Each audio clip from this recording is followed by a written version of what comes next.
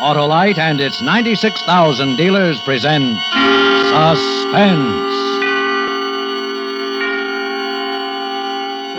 Tonight, Autolite brings you Christmas for Carole, a suspense play starring Mr. Dennis Day.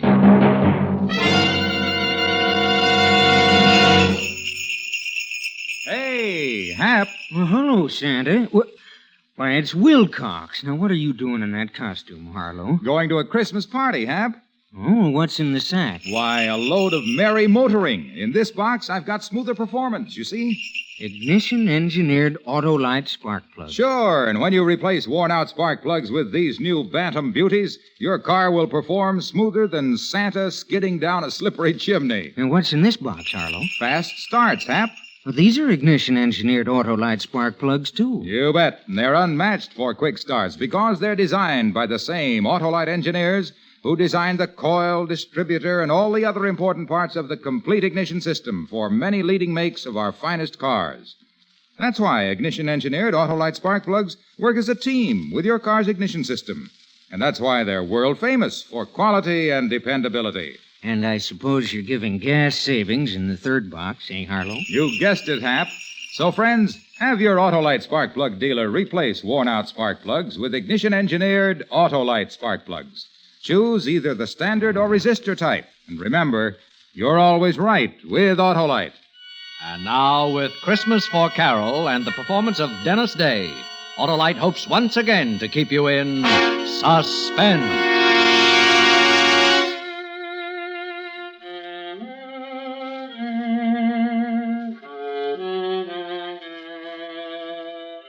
It was dark and silent. The window in the house glinted a little from the Christmas tree lights. Rocky didn't move. He just stood there in the alley, but I wanted to run. Fast, get away and put it behind me. Just a second. We got the money, Rocky. What are we hanging around for? Come on, let's get out of here. I said we wait for the old couple to get back. What for? Why take chances now? We got some money. How do we know it's all of it? Maybe they split it and put it in two places. We'll wait here and watch for them when they come in. They'll tip it. It was $8,000. That's what he withdrew. You asked for this, kid. Now do as you're told. We wait.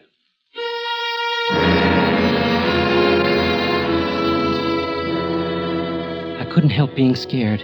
This was my first job, my first and last. I just wanted that money. I wanted it fast and short, and I wanted to run away from it and forget it. A one shot. That's why I got hold of Rocky Perea. Lucky. I had to be lucky just this once. For Carole, not for me. It was for Carole. Nothing else I cared about, see? It didn't seem possible now that 3 days ago I hadn't known Rocky, hadn't needed him.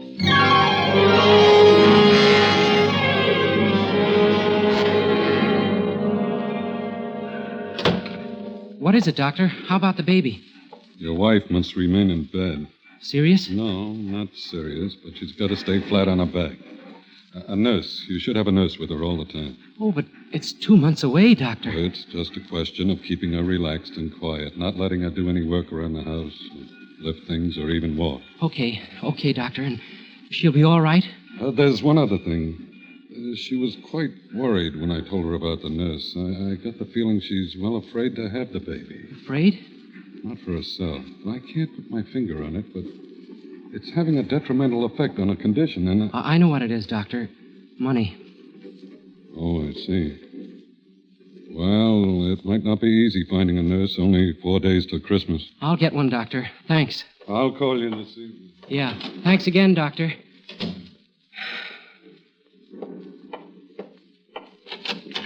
Paul, Sweetheart, it'll be all right. I'm going to get the nurse to take care of you. I'll be able to get up and around in a day or two. Not if you want that, son. The doc said everything will be all right if you take it easy, and you're going to take it easy. But a nurse... Look, I've got to get back to the bank. I'm only on my lunch hour, sweetheart. I'll make a few calls from there, and tonight we'll pick out the nurse. How much do they charge? What's the difference? How much, Paul? It's a lot of money, I know. 50, 60 a week. We'll make out all right now. There's nothing to worry about. Oh, Paul. This was going to be a happy Christmas. Now... Yeah, a happy Christmas in this dump. It's funny, Paul. $50 a week for a nurse. For another 2 months. It's funny. You make $48.50 at the bank. We'll have to pay the nurse more money than you earn.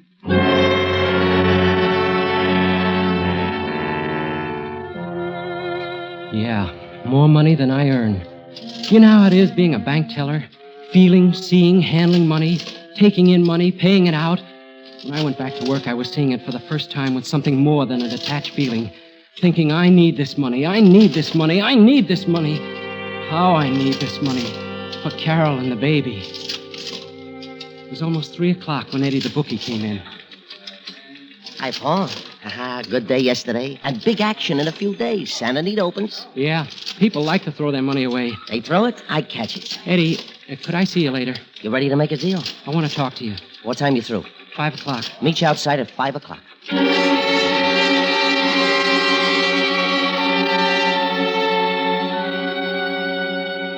Eddie Garth, bookie. He quit school in the 7th grade. I held out and went through college. And all these years he's tried to get me to go in with him, to run his office, do the bookwork. He was waiting for me when I finished work. We went to a coffee shop and sat down. And all around us the loudspeakers reminding me what a happy Christmas it was. How's Carole, Paul? Not so good, Eddie. That's what I want to talk to you about. Nah, no more loans, Paul. You need money? Come with me. Don't you ever give up. What's so good at the bank? $25 for a Christmas bonus? Look, Eddie. Come in with me now. With Santa Anita opening. I could work the outside, get new accounts. Eddie. And I'll give you 10% of those accounts, Paul. But I won't lend you the money. I'd be a sucker to lend it to you. I'll give it to you if you come in, but I won't lend you anymore. Okay, Eddie. Forget it. I'll get it some other way. I don't get it. What's wrong with my deal? Look, Eddie, how many times have you been rousted by the vice squad? Plenty. Well, and every what's that time they book you and they fingerprint you and take your picture. So what? They never have anything on me. It's on your record, Eddie, as long as you live. Ah. Sure, I need money. Maybe I'm getting close to the time when I'm not too choosy about the way I get it. But it won't be your way. What are you talking about? If I ever break the law, it's going to be with the right guy and it's going to be the right job. Now, you're dreaming, Paul. You'll still be in that cage 10 years from now. I'd hit and run. One job with enough out of it to make it worthwhile. That's the way to be, Eddie. A one shot. There is no such thing, Paul. You do something like that, you're stuck in it. And you're worse off than if you came with me. Think about it, Paul.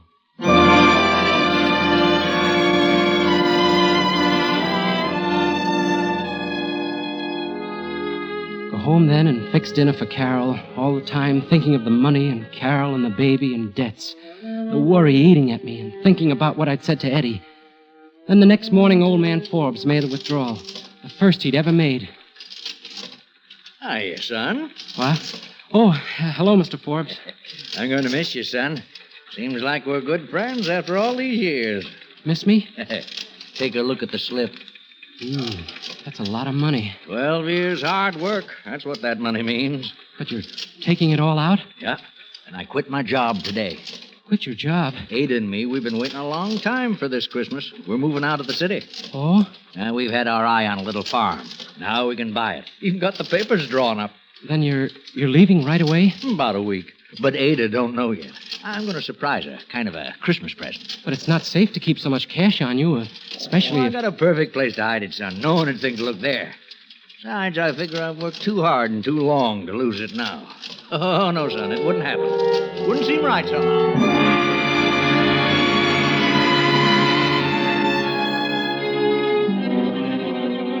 It stayed with me and it grew. Like a wheel spinning, gaining momentum. This could be the right job. $8,000, enough for that single shot. It stayed with me. All the time growing.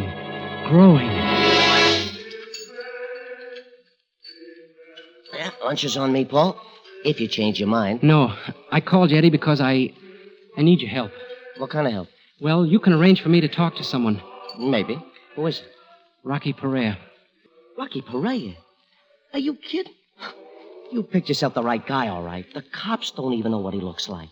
They never mugged him or printed him. Yes, Eddie, that's right. You're crazy, I tell you. 1 million people want to talk to Rocky Perea, including the cops. No, Paul, I can't touch it. You can, Eddie, if you wanted to bad enough. Please, Eddie. All right. I'll see what I can do. Maybe I do know someone. And, Eddie, it's got to be soon. You know you'll be taking a chance. It better be good. It is, Eddie. Good enough to take the chance for.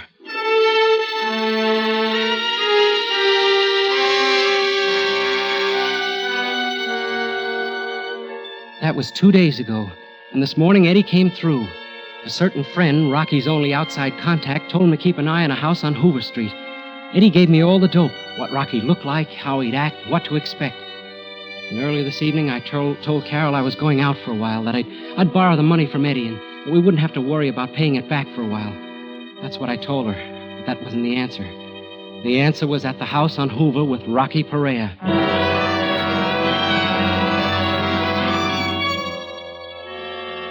I waited there, hidden in the dark corner behind the incinerator. I kept thinking, making excuses. It wasn't up to me anymore. There wasn't any other choice. I needed money desperately. I needed help to get the money. I waited more than an hour, and then I heard footsteps come up the alley. He stopped before the open patch of light, just like Eddie told me. He was careful, very careful, making sure no one was staking him. I took a deep breath and hitched my weight forward. He was going to cut across the open for the back door. I remember thinking, now, do it for Carole, for the rotten, miserable Christmas. Do it now. Rocky! He froze for a split second, and almost faster than I could see, he ducked into a shadow and spun around. The street light didn't touch him. It glinted on something metallic in his hand, and even from where I was standing, I could see he had a gun pointed at me.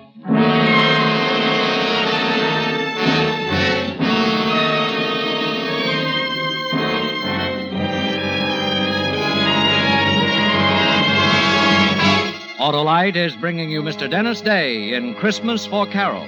Tonight's production in radio's outstanding theater of thrills, Suspense.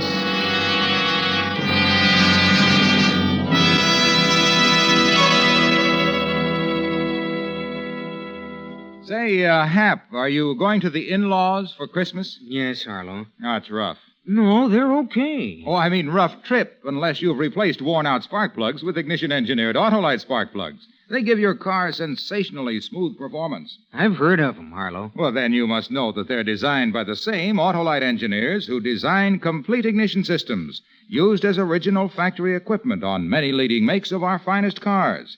That's why ignition-engineered Autolite spark plugs work perfectly with your car's complete ignition system. The folks really treat us right. You mean the Autolite spark plug dealers, eh, Hap?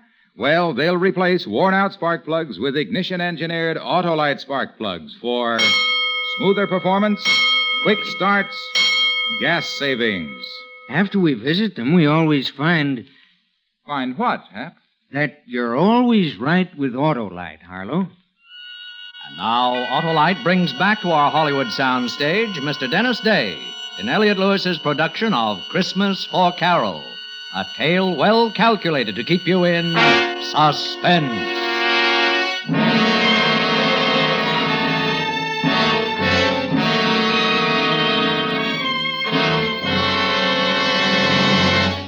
Rocky, don't shoot. It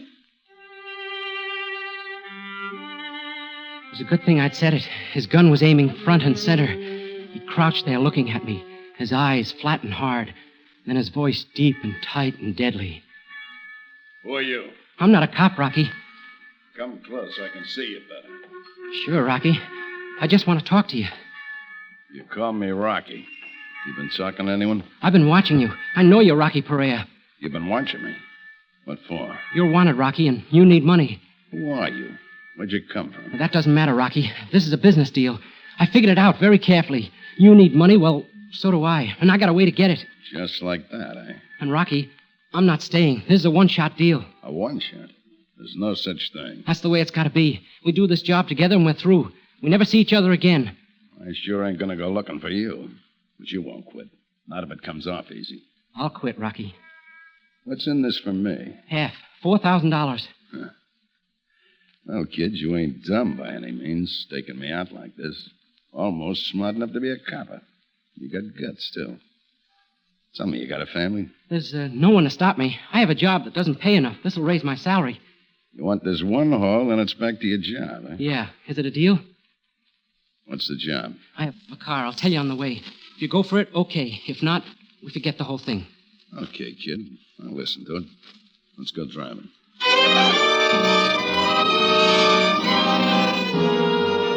I told him what I'd planned and why I needed him, and he agreed to come with me. We drove to the Forbes' house. It was a small and old house, just big enough for the two of them. I drove down to the corner and parked, and we started back. Lucky there's no one on the street. Let's go up the alley. Yeah, Rocky. There's the back door. Look, no lights. They're not home. That makes it a cinch. Okay, go on, take it. It's your baby. Rocky, I'll have to break a window. Yeah. You want me to hold your hand? I'll wrap my jacket around my fist. That'll keep the noise down. Why don't you write me a book? Okay, I'm going.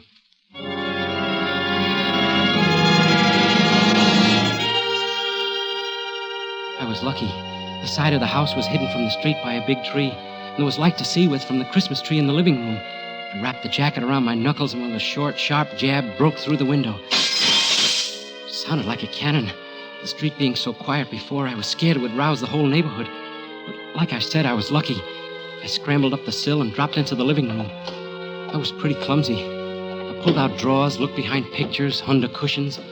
I went in the kitchen and poked around the cabinets. I looked in the cookie jar, and I found a rolled-up wad of bills.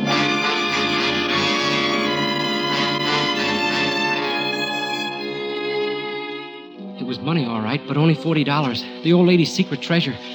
I put it back and went into the living room again. Looking around, nervous, I stumbled on the Christmas tree and knocked it over. And then I remembered what the old man had said. A Christmas present for his wife. And I knew it was somewhere on that tree. There were Christmas stockings and favors and little red boots in and around the tinsel and the lighted bulbs. And I found the $8,000 hidden deep in one of the stockings. Got it, Rocky. Let me see it. It's there, Rocky. It's all there. Yeah, $8,000. I guess I'll hold it. Come on, let's go. Take it easy. We're going to stick around for a while. Stick around? What for? Well, we got some money. How do we know it's all of it? Maybe they split it and put it in two places. We'll wait here and watch when they come in. They'll tip it. It was $8,000. That's what he withdrew. You asked for this, kid. Now do as you're told. We'll wait. I couldn't help being scared. My first job. My first and last. A one-shot. I wanted to get away fast, run, and put it behind me. But Rocky just stood there, like he didn't have a worry in the world. Listen, kid. They're ringing for us. They're wishing us a Merry Christmas. Wait. There they are. They're unlocking the door. You know, Harvey, the Christmas services were so beautiful. Sure were. This year in particular. Harvey, Huh? look, the tree. Someone's been in here, a burglar. Burglar? Oh, my cookie jar, I've got my house money hidden there.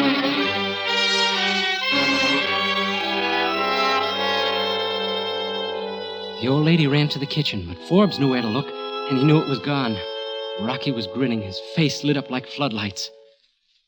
Let's go, Rocky. We've seen enough. No, hold on a minute. It's all here, Harvey. I wonder what he was after.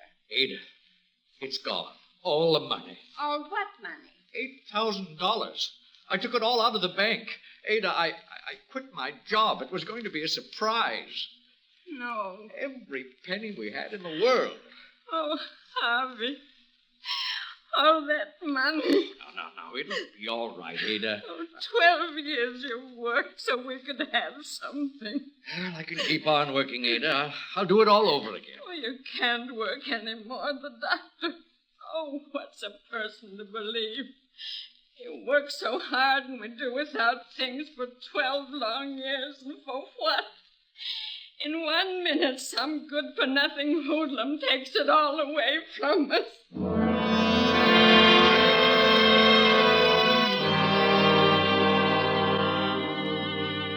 I looked at Rocky standing there next to me, his face split by that grin. It was funny to him, something to laugh about, to gloat over. That's why he'd stayed. Suddenly I knew I couldn't go through with it. Me, the guy who needed the money so bad, the guy with the bright one-shot idea. Quite a show, eh, kid? Come on, let's go. He moved off a few steps, but I just stood there, knowing what I was going to do. Come on, I said. Let's go. Knowing what I was going to do. No, Rocky. We're not going. Huh? I said we're not going, and neither is the money. What's that? Don't, Rocky. I've got a gun, too. What's got into you? I'm going to give that money back, Rocky. I can't stomach this. Give it back. You're crazy. No, Rocky. I just didn't see deep enough. Old people like this. This was your idea. I ain't responsible for it. I know, Rocky, but I can make it right. Suppose I don't give you the money. Then I'll kill you, Rocky. Okay, kid. You got the gun.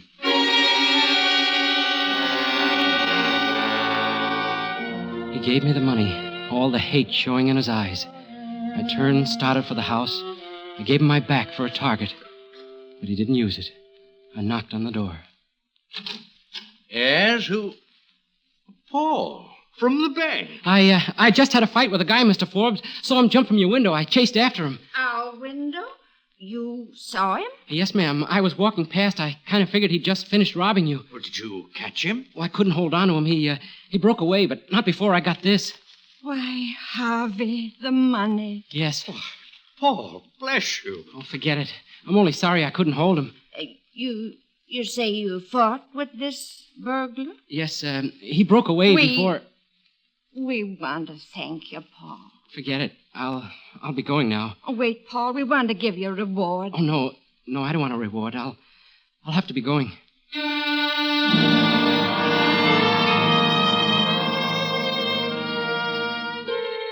I stopped there on the porch for a minute, afraid to go back to Rocky. Suddenly terribly afraid of what he'd do to me. The old couple was still talking, loud, like old people do. Yes, it all happened so fast. I'll always wonder about that boy. What made him bring the money back? He's honest, Ada. I know him from the bank. Oh, fiddlesticks, Harvey. He didn't fight with anyone. What do you mean, Ada? Well, his clothes, why, the whole story he told us. Your young friend took the money in the first place. Why, Ada, I believe you're right. Of course I'm right. Now, what on earth made him change his mind like that? It's Christmas, Ada. Merry Christmas.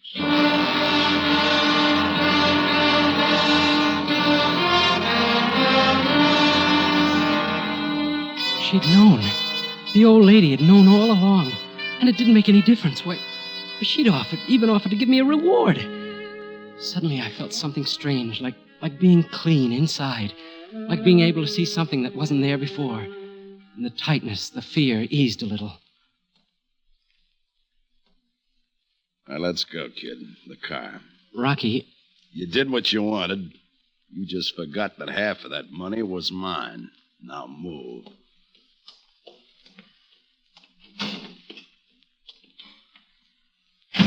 Get it moving.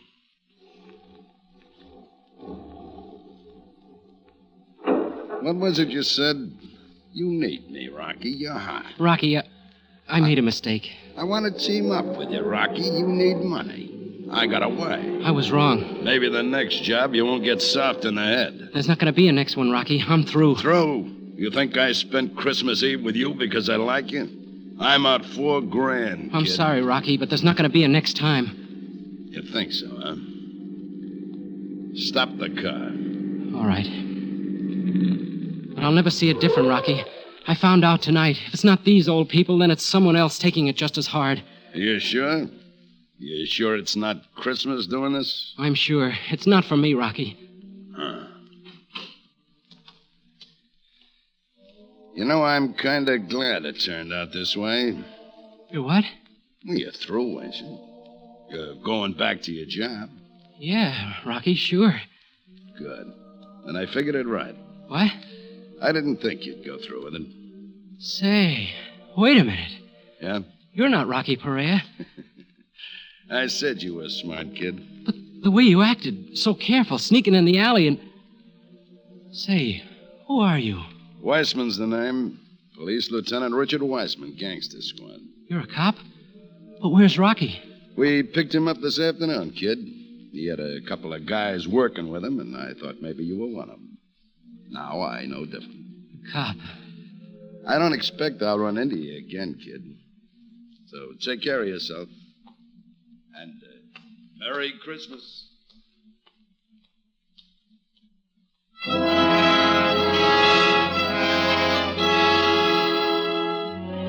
Lucky. All the breaks. But I was no better off than this morning. There was still money, 2 months paying the nurse. There was still the worry for Carole. Oh, Mr. Shane, we've been expecting you. Congratulations. Doctor, what's the matter? Why? Nothing's wrong, quite the contrary. Your wife just had a baby. Baby? Carole? Oh, she's perfectly all right. So is your daughter. Carole. Oh, Carole, darling. Are you all right? Hello, sweetheart. I'm fine. Carole, is We won't have to borrow the money now, Paul. It's turned out for the best after all. Oh, darling. And it always will, my dear. We have so much, you and I. We have each other. And now we've got a daughter. A fine, healthy little girl. The rest will come, Paul. Let's live the day we have. Your little girl's over there, Paul. Tell her we're very, very happy she's in the family. And wish her a Merry Christmas.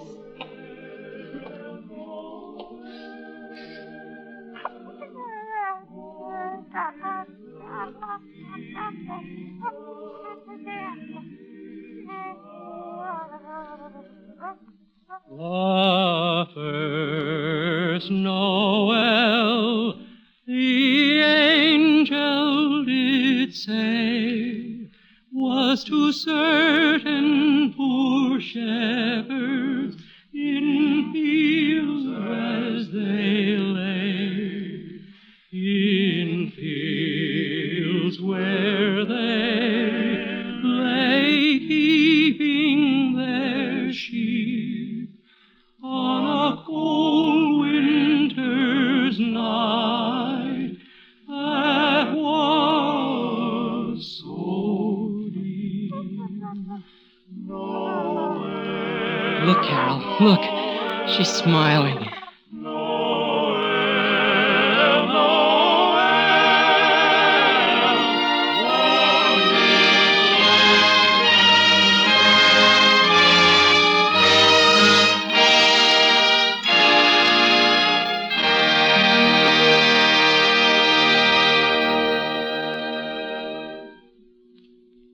Suspense, presented by Autolite. Tonight's star, Mr. Dennis Day. Santa visits girls and boys after they've been good, but Autolite keeps cars and trucks performing as they should. Right you are, Hap, because Autolite makes more than 400 products for cars, trucks, planes, and boats in 28 plants coast to coast. These include complete electrical systems used as original equipment on many leading makes of America's finest cars. Electric windshield wipers, starting motors, voltage regulators, coils, distributors, wire and cable, generators.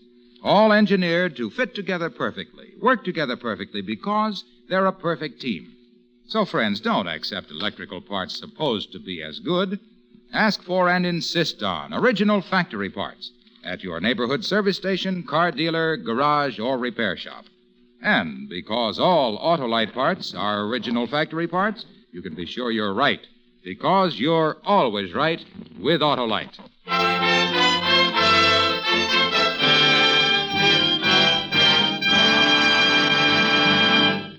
Next week on Suspense, Mr. Cornell Wilde, a star of A Ring for Maria. And in weeks to come, you will hear such famous stars as Mickey Rooney, Ginger Rogers, Eve Arden, and Ezio Pinza, all appearing in tales well calculated to keep you in suspense.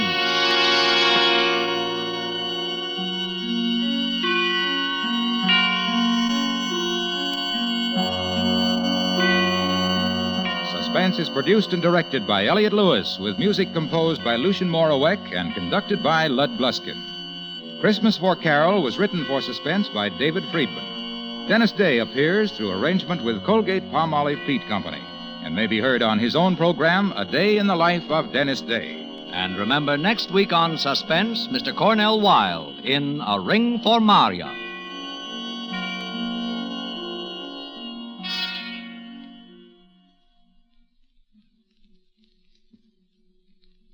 This is Harlow Wilcox again. On behalf of Autolite, its 96,000 dealers, and the cast of Suspense, I extend to all of our listeners best wishes for a Merry Christmas. Good night. This is CBS, the Columbia Broadcasting System.